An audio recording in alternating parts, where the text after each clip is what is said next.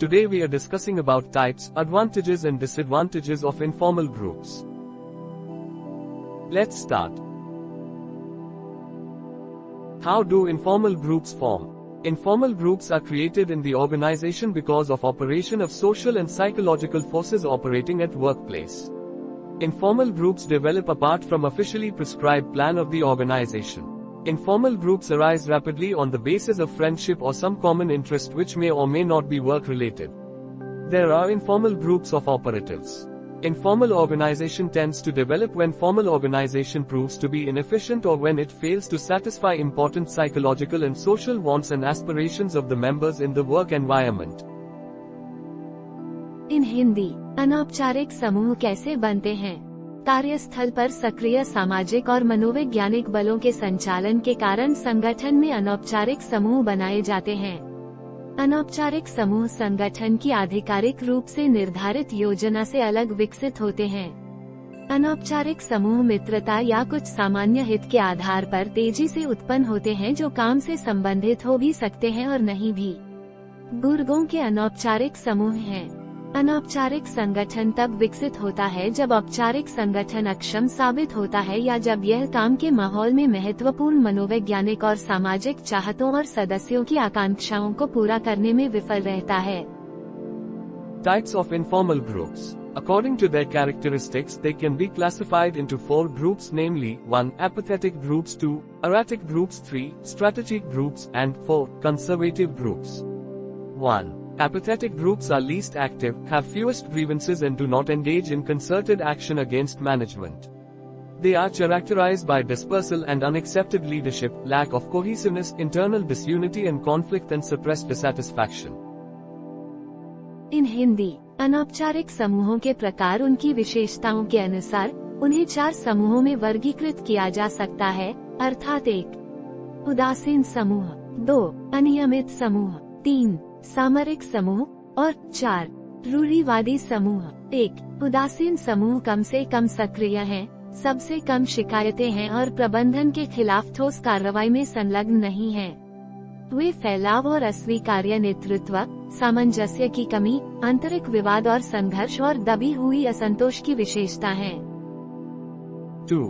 Erratic groups are characterized by rapid inflammability, poor control, inconsistent behavior, centralized autocratic leadership and union formation activities. 3. Strategic groups are characterized by well-planned and consistent grievances. They act as shrewd, calculating groups that put continuous pressure on management in order to attend to their problems. 4. Conservative groups are characterized by moderate internal unity, limited pressure for highly specific objectives and a sense of self-assurance. Dalton has classified informal groups into 3 categories, namely, horizontal, vertical and mixed. इन हिंदी, 2. अनियमित समूहों को तेजी से ज्वलनशीलता, खराब नियंत्रण, असंगत व्यवहार, केंद्रीकृत निरंकुश नेतृत्व और संगठन गतिविधियों की विशेषता है। 3. रणनीतिक समूहों की विशेषता सुनियोजित और सुसंगत शिकायतों से होती है। वे चतुर, गणना करने वाले समूहों के रूप में कार्य करते हैं जो उनकी समस्याओं पर ध्यान देने के लिए प्रबंधन पर निरंतर दबाव डालते हैं। 4.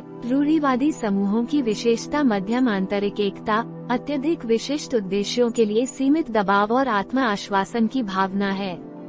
डाल्टन ने अनौपचारिक समूहों को क्षैतिज, ऊर्ध्वाधर और मिश्रित 3 श्रेणियों में वर्गीकृत किया है।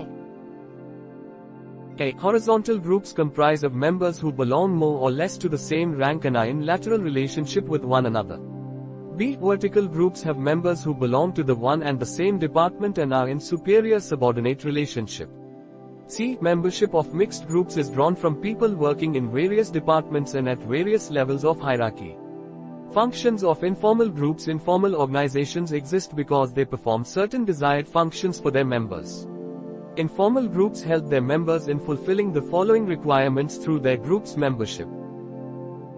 इन हिंदी, तक क्षैतिज समूहों में ऐसे सदस्य शामिल होते हैं जो कमोबेश एक ही रैंक के होते हैं और एक दूसरे के साथ पार्श्व संबंध में होते हैं। कार्यक्षेत्र समूहों में ऐसे सदस्य होते हैं जो एक ही विभाग से संबंधित होते हैं और श्रेष्ठ अधीनस्थ संबंध में होते हैं। ग, मिश्रित समूहों की सदस्यता विभिन्न विभागों और पदानुक्रम के विभिन्न स्तरों पर काम करने वाले लोगों से ली जाती है। अनौपचारिक समूहों के कार्य अनौपचारिक संगठन मौजूद होते हैं क्योंकि वे अपने सदस्यों के लिए कुछ वांछित कार्य करते हैं। अनौपचारिक समूह अपने सदस्यों को उनकी समूह सदस्यता के माध्यम से निम्नलिखित आवश्यकताओं को पूरा करने में मदद करते हैं। 1. Affiliation need. 2. Needs to establish a sense of identity and enhance self-respect. 3. Security need. 4. Need to validate their beliefs and values. 5. Need for help in solving work problems. 6. Need to get information. And 7. Need for support for individual innovation and originality. इन हिंदी 1. संबद्धता की आवश्यकता। 2. पहचान की भावना स्थापित करने और आत्म सम्मान बढ़ाने की आवश्यकता है। 3. सुरक्षा की जरूरत। 4. उनके विश्वासों और मूल्यों को मान्य करने की आवश्यकता है। 5. कार्य समस्याओं को हल करने में सहायता की आवश्यकता। 6. जानकारी प्राप्त करने की आवश्यकता है। और 7. व्यक्तिगत नवाचार और मौलिकता के लिए समर्थन की आवश्यकता। Advantages of informal groups. The different advantages of informal groups may be outlined as follows. 1. Informal groups create pleasant work environment for its members. 2. All the needs and desires of the members are easily satisfied. 3. Work performance becomes easier on account of mutual cooperation. 4. They provide psychological support to their members. 5. Communication is facilitated. इन हिंदी अनौपचारिक समूहों के लाभ। अनौपचारिक समूहों के विभिन्न लाभों को निम्नानुसार रेखांकित किया जा सकता है। 1. अनौपचारिक समूह अपने सदस्यों के लिए सुखद कार्य वातावरण बनाते हैं। 2. सदस्यों की सभी आवश्यकताएं और इच्छाएं आसानी से पूरी हो जाती हैं। 3. आपसी सहयोग से कार्य निष्पादन आसान हो जाता है। 4. वे अपने सदस्यों को मनोवैज्ञानिक सहायता प्रदान करते हैं। 5. संचार की सुविधा है। 6. It establishes group standards of performance. 7. Need for close supervision is also minimized. 8. Groups lead to organization and development and facilitate research and innovation. 9. Group cohesiveness reduces employee turnover and absenteeism. 10. It develops group spirit and pride. 11. Members of highly cohesive groups feel less nervous. 12. Grapevine complements and supplements official communication. And 13. Groups helps to safeguard their members from outside pressure. इन हिंदी 6. यह प्रदर्शन के समूह मानकों को स्थापित करता है।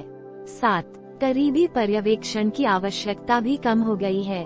8. समूह संगठन और विकास की ओर ले जाते हैं और अनुसंधान और नवाचार की सुविधा प्रदान करते हैं। 9. समूह सामंजस्य कर्मचारी टर्नओवर और अनुपस्थिति को कम करता है। 10. यह समूह भावना और गर्व को विकसित करता है। 11. अत्यधिक सामंजस्यपूर्ण समूहों के सदस्य कम घबराहट महसूस करते हैं। 12. ग्रेपवाइन आधिकारिक संचार का पूरक और पूरक है। और 13. समूह अपने सदस्यों को बाहरी दबाव से बचाने में मदद करते हैं। Disadvantages of informal groups. Some of the disadvantages of informal organizations are as below.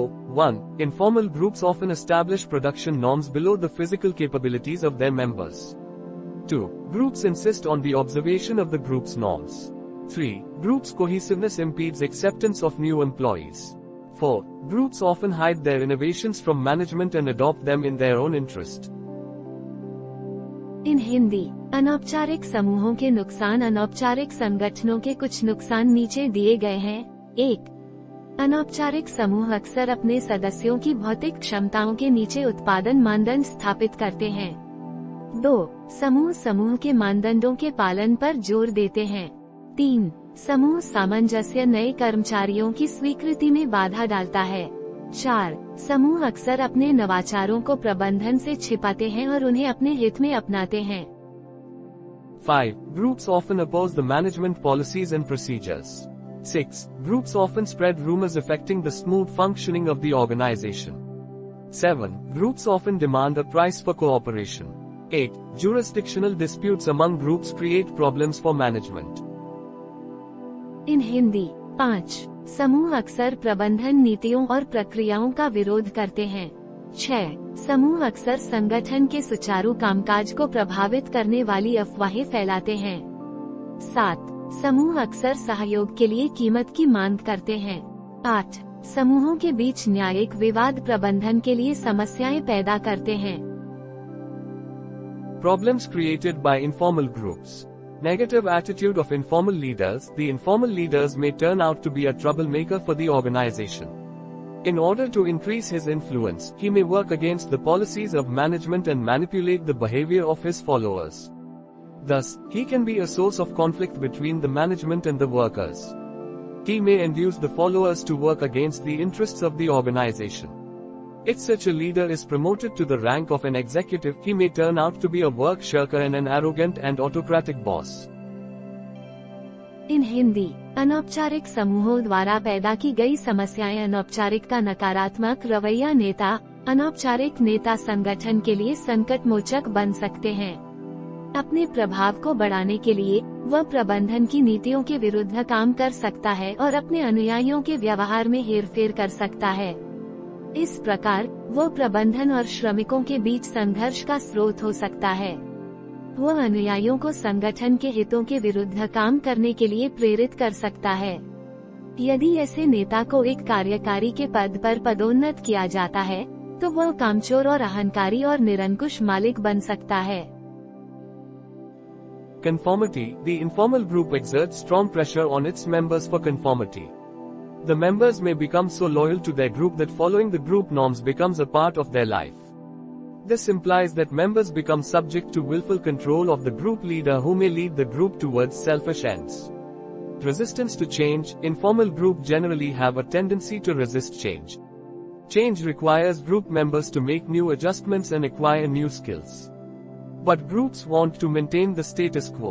Sometimes, groups react violently to the proposed changes being brought by the management. In Hindi, अनुरूपता। अनौपचारिक समूह अनुरूपता के लिए अपने सदस्यों पर अत्यधिक दबाव डालता है। सदस्य अपने समूह के प्रति इतने वफादार हो सकते हैं कि समूह के मानदंडों का पालन करना उनके जीवन का हिस्सा बन जाता है। इसका तात्पर्य यह है कि सदस्य समूह के नेता के जानबूझकर नियंत्रण के अधीन हो जाते हैं, जो समूह को स्वार्थी सिरों की ओर ले जा सकता है। परिवर्तन का प्रतिरोध। अनौपचारिक समूह में आमतौर पर परिवर्तन का विरोध करने की प्रवृत्ति होती है। बदलाव के लिए समूह के सदस्यों को नए समायोजन करने और नए कौशल हासिल करने की आवश्यकता होती है, लेकिन समूह यथास्थिति बनाए रखना चाहते हैं। कभी कभी समूह प्रबंधन द्वारा लाए जा रहे प्रस्तावित परिवर्तनों पर हिंसक प्रतिक्रिया करते हैं। Rumor. Informal communication may give rise to rumors. This is not desirable from organization's point of view. Rumors originate for a number of reasons. Maliciousness, employees' anxiety and insecurity are the prominent reasons. Role conflict. Every member of the informal group is also a member of the formal organization. Sometimes, there may be role conflict. In such a situation, group members may conform to their social norms. And if an individual member wants to follow the formal instructions of his boss, he may be snubbed by the informal leader and compelled to conform informal group norms. In Hindi, अफवाह। अनौपचारिक संचार अफवाहों को जन्म दे सकता है। यह संगठन के दृष्टिकोण से वांछनीय नहीं है। अफवाहें कई कारणों से उत्पन्न होती हैं। दुर्भावना, कर्मचारी की चिंता और असुरक्षा प्रमुख कारण हैं। भूमिका संघर्ष। अनौपचारिक समूह का प्रत्येक सदस्य औपचारिक संगठन का भी सदस्य होता है। कभी कभी भूमिका संघर्ष हो सकता है। ऐसी स्थिति में समूह के सदस्य अपने सामाजिक मानदंडों के अनुरूप हो सकते हैं, और यदि कोई व्यक्तिगत सदस्य अपने बॉस के औपचारिक निर्देशों का पालन करना चाहता है, तो उसे अनौपचारिक नेता द्वारा ठुकराया जा सकता है और अनौपचारिक समूह के मानदंडों का पालन करने के लिए मजबूर किया जा सकता है।